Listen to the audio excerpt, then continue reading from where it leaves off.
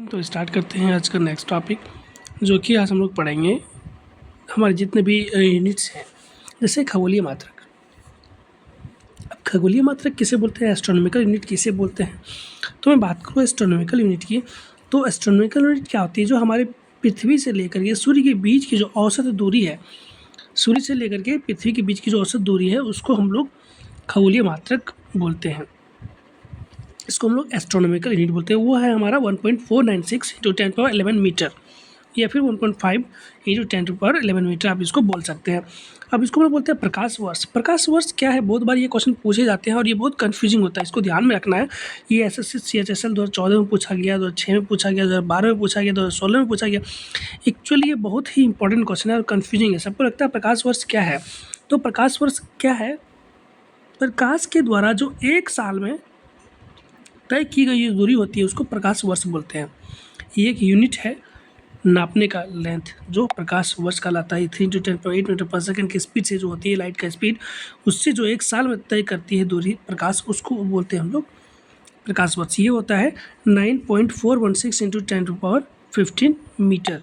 ठीक है, तो ये है टोटल, बहुत ही इंपॉर्टेंट क्वेश्चन है प्रकाश वर्ष वाला, इसे ध्यान में रखना है। ओके, तो आगे बढ़ते हैं। बात करें जो रबी NTPC में 2021 में पूछा गया था, यही सवाल क्या पूछा गया था, जो तारों की दूरी जो होती है किस में मापी जाती है, प्रकाश वर्ष में मापी जाती है, ये ध्यान रखना है। बोलिए, बहुत इंपॉर्टेंट क्वेश्चन, रिपीटेड आपके एग्जाम में आएंगे ही आएंगे किसी न किसी में। पार्सेक क्या होता है, पार्सेक बात करें कि जो हमारा, ठीक है, क्या है पार्सेक, तो वह दूरी है जिस पर पृथ्वी का जो कक्ष है, मान लीजिए अगर ये पृथ्वी घूम रही है तो इसका अपना कक्ष होगा, किसी कक्ष में घूमती है, ये रोटेशन रिवोल्यूशन दोनों होता है इसका। तो पृथ्वी के कक्ष का जो औसत त्रिज्या है वो 1 आर्क सेकंड है, और जो उसका आंतरिक 1 आर्क सेकंड का कोण जो अंतरित करे उसको हम लोग पार्सेक बोलते हैं। ठीक है, ये मान लीजिए ये ट्रैवल कर रहा है, यहाँ पे अर्थ है हमारा, तो इसका जो एंगल होगा वो हमारा क्या कहलाता है, पार्सेक कहलाता है। ये पूछा जा चुका है 2016 में, 17 में, 21 में, तो ऑब्वियस सी बात है नेक्स्ट एग्जाम में भी पूछा जाएगा पार्सेक क्या होता है, तो इसको ध्यान में रखना है। ओके, अब बात करें कि कुछ जो हमारे पार्सेक होते हैं वो कितना डिस्टेंस का होता है या क्या होता है। तो एक पार्सेक का जो वैल्यू होता है 3.08 × 10⁻16 मीटर होता है, या फिर हम लोग बोल सकते हैं 3.26 लाइट ईयर। ठीक है, तो अब आपसे पूछा जाएगा कि लाइट ईयर बड़ा होता है कि पार्सेक बड़ा होता है, अंदाज़ा लगा सकते हैं। ये 3.26 टाइम्स ऑफ लाइट ईयर, मतलब ये बड़ा है लाइट ईयर से।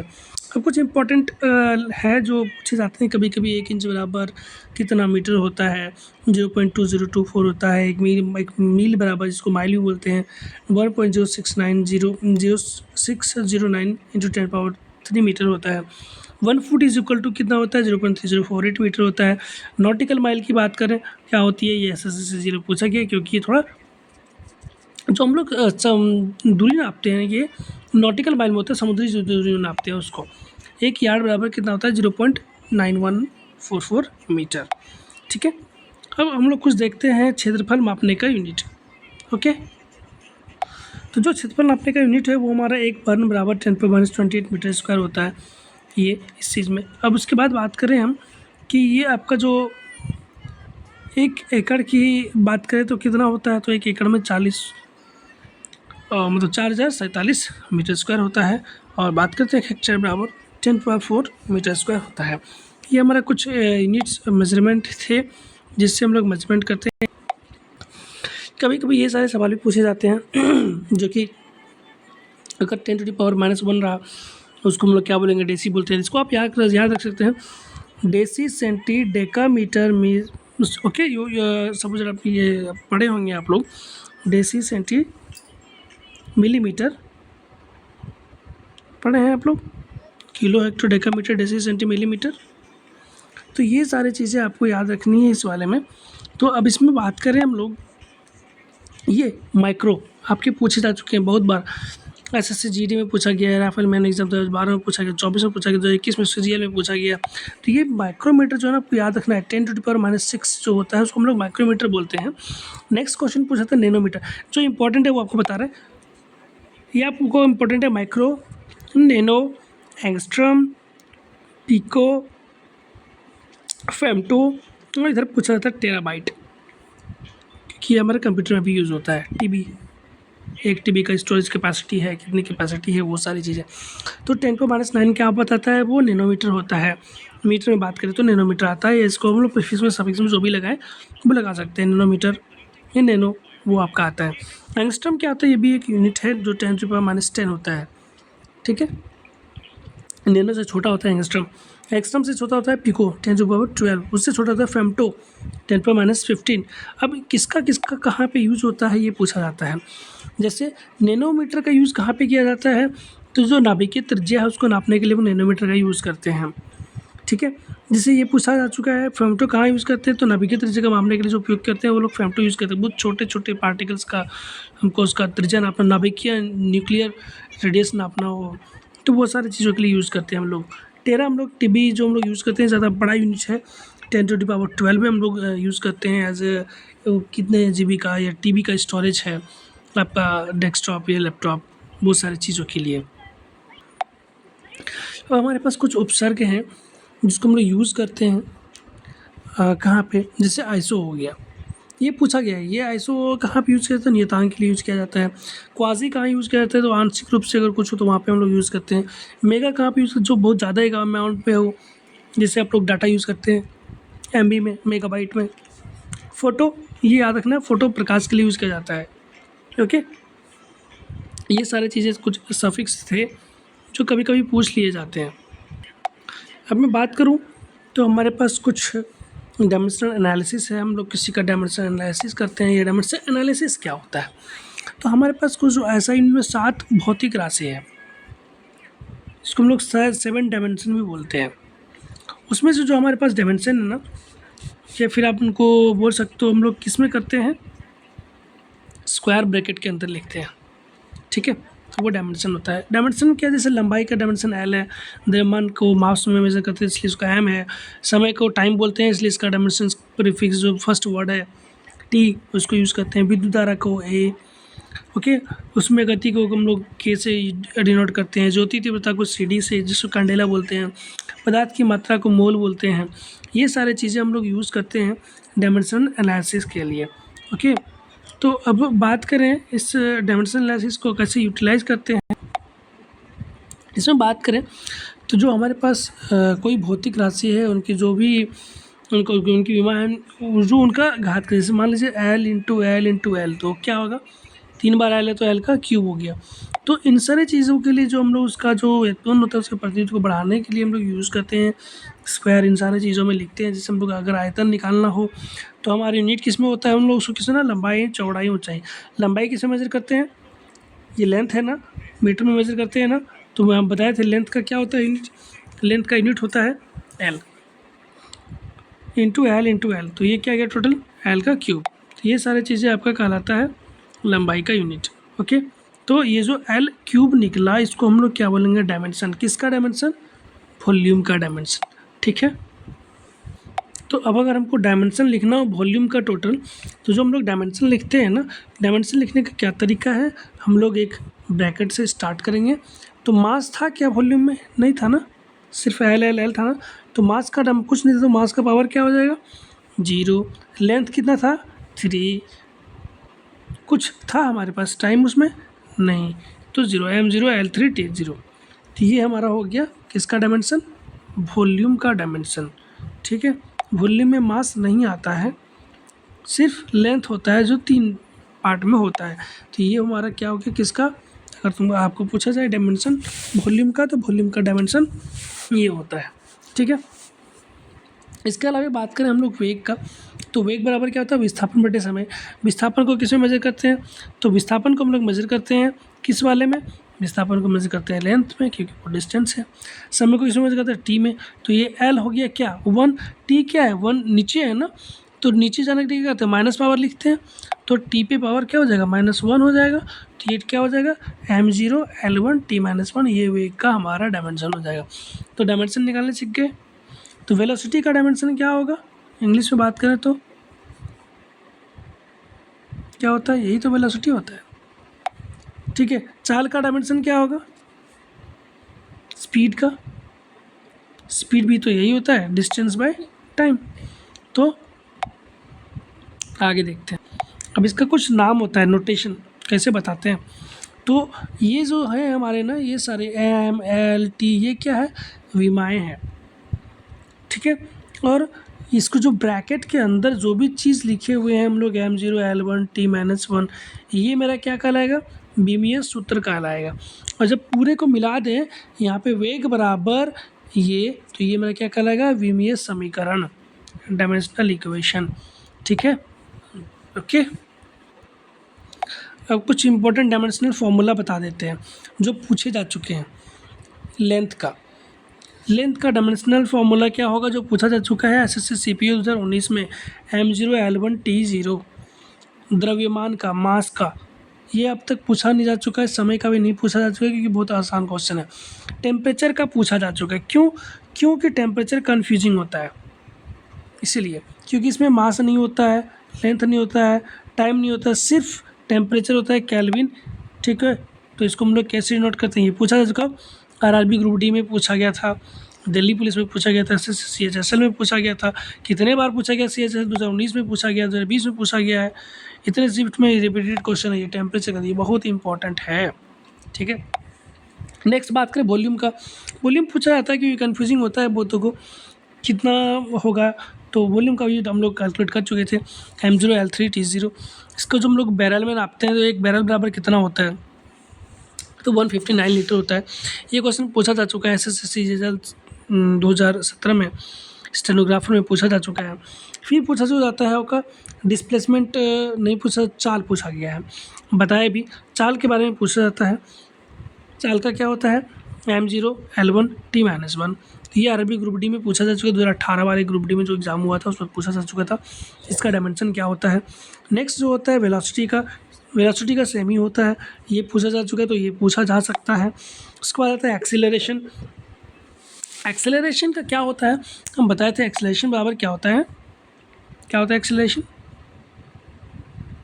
रेट ऑफ चेंज ऑफ, क्या, एक्सेलरेशन की बात करें तो जो एक्सेलरेशन होता है हमारा मीटर पर सेकेंड स्क्वायर में आता है, ठीक है। तो मीटर को किस में मेज़र करते हैं हम लोग, लेंथ में।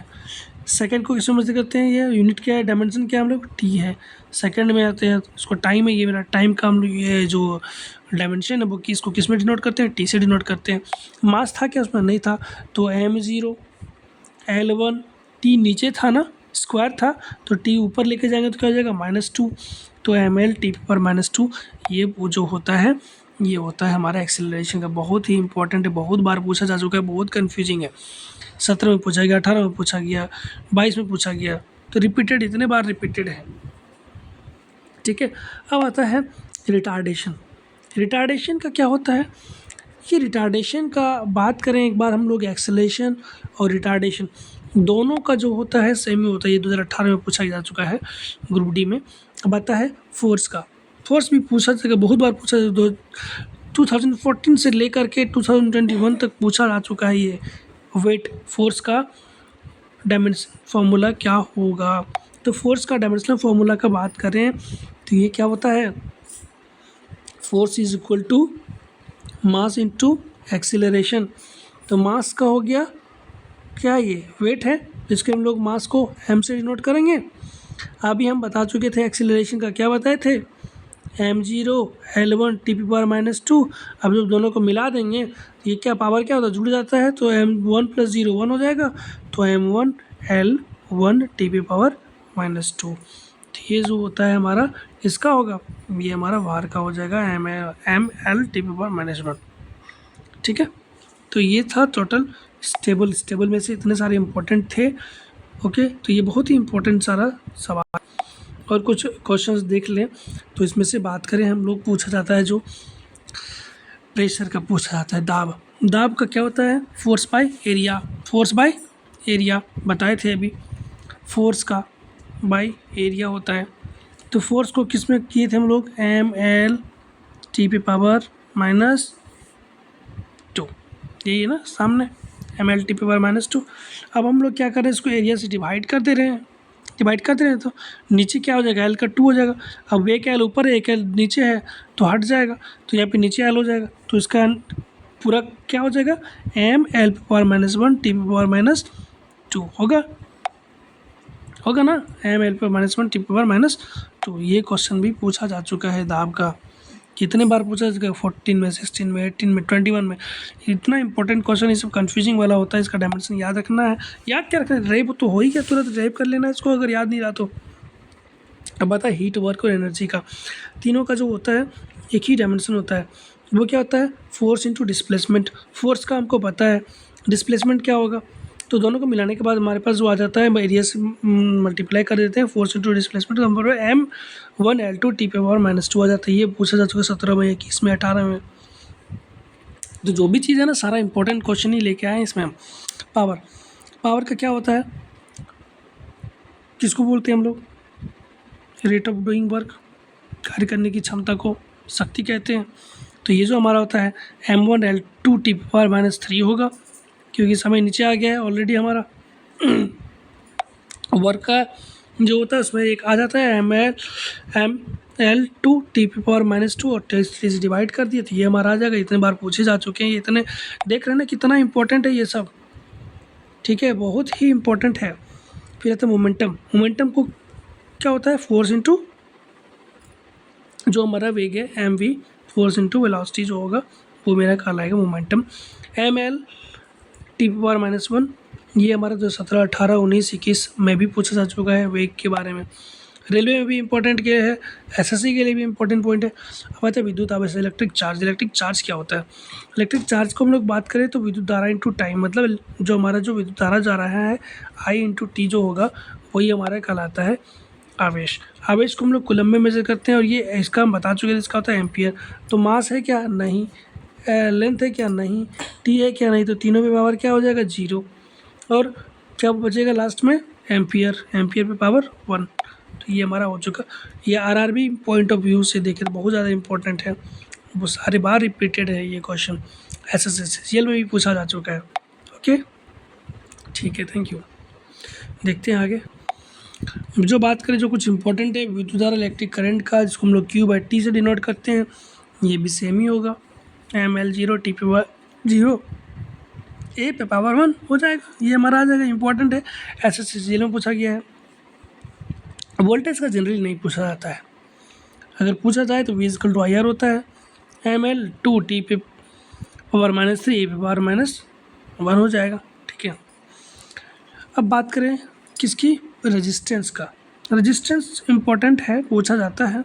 R=V/I होता है, इसको हम लोग ML2 A पे पावर -2 टी पे पावर -3 से डिनोट करते हैं। ये SSC में भी पूछा जा चुका है, RRBJ में भी पूछा जा चुका है 2019 में, SSC दिल्ली पुलिस में भी पूछा जा चुका है। इलेक्ट्रिक फील्ड का देख लेंगे आप लोग, ये इतना इंपॉर्टेंट नहीं पूछा। चालकता, कंडक्टेंस के बारे में पूछा जाता है। G= इनवर्स ऑफ रेजिस्टेंस होता है, ठीक है, 1/R। तो जो रेजिस्टेंस का था हमारा उसका इन्वर्स हो जाएगा, मतलब यहाँ पे क्या हो जाएगा, M पे पावर -1, L पे पावर -2, A पे पावर 2, T पे पावर -3, ठीक है। जस्ट इसका उल्टा, जो माइनस में है वो प्लस हो जाएगा, जो प्लस में वो माइनस हो जाएगा। इंडक्टेंस नहीं पूछा था, तो चुंबकीय प्रगम्यता पूछी गई थी, ठीक है। तो इसकी जो होता है इसको हम लोग हेनरी से डिनोट करते हैं, पूछा जाता है। ये क्वेश्चन भी इंपॉर्टेंट है कि जो मैग्नेटिक इंडक्शन है उसका यूनिट क्या है, तो ये हेनरी जो है इसमें भी हम लोग इसको मेजरमेंट करते हैं, मैग्नेटिक फ्लक्स और इन सारे चीज़ों को, तो इसको ये इंपॉर्टेंट फॉर है एज ए यूनिट, ठीक है। अब आगे देखें तो इसमें जो आता है हमारे पास डेंसिटी पूछा जा चुका है जेई में, ग्रुप डी में, आरआरबी एलपी में। क्या होता है डेंसिटी, मास बाय वॉल्यूम। तो मास का यूनिट m, वॉल्यूम का यूनिट L/3। तो जो m है L नीचे चला गया है, तो इसकी पावर नीचे 3, तो ऊपर जाएगा तो क्या हो जाएगा, m L पे पावर -3, T नहीं है तो T पे पावर 0। 3 तो लिखना ही लिखना है, ठीक है, MLT। उसके बाद हम लोग नहीं लिखते हैं, केल्विन बाद में नहीं लिखते हैं, अगर है ज़रूरत तो लिखते हैं, अदरवाइज हमको ये तीनों ही लिखना पड़ता है, ठीक है। अब बात करते हैं जो हमारे पास आता है डायनामिक विस्कोसिटी। डायनामिक विस्कोसिटी क्या होता है, force by area into time, pascal second. तो M L पे -1, T पावर -1। नेक्स्ट जो इम्पोर्टेंट है ये समतलीय कोण पूछा जाता है कभी कभी, एंगल जो प्लेन एंगल है उसको हम लोग रेडियन में डिनोट मेजरमेंट करते हैं कभी कभी, क्या जो इसका यूनिट होता है इसमें क्या ही पूछा जाएगा। तो ये जो हमारा होता है M0 L0 T0, ठीक है। उसके बाद जो सॉलिड एंगल है उसका भी 0 होता है। फ्रीक्वेंसी का पूछा जाता है क्योंकि हम लोग इसको 1/t से डिनोट करते हैं। तो टी क्या है, टाइम, ओके। तो M0 L0 T⁻⁻⁻⁻ ये तुम्हारा जो है फ्रीक्वेंसी, ये सबसे इंपॉर्टेंट है। अब आते हैं रेडियोधर्मिता, जिसको रेडियो एक्टिविटी बोलते हैं। पूछा जाता है, कभी कभी पूछा गया है, ARB NTPC में पूछा जा चुका है, SSC CHSL में पूछा जा चुका है। Becquerel, no dimension. Luminous intensity, no dimension. Luminous flux, no dimension. कभी कभी इंपॉर्टेंट चीज़ की बात करते हैं तो जो हमारे पास जो भौतिक राशि का जो मात्रक है एम्पियर मीटर प्रति सेकेंड वर्ग है, तो इसके लिए हम लोग यूज़ करेंगे IL/T⁻², ठीक है। अगर हमारे वर्ग का बात हुआ, वर्ग मतलब क्या होता है, स्क्वायर, प्रति लगा दिया तो -2, बस इसको ध्यान में रखना है। आज के लिए इतना ही, थैंक यू।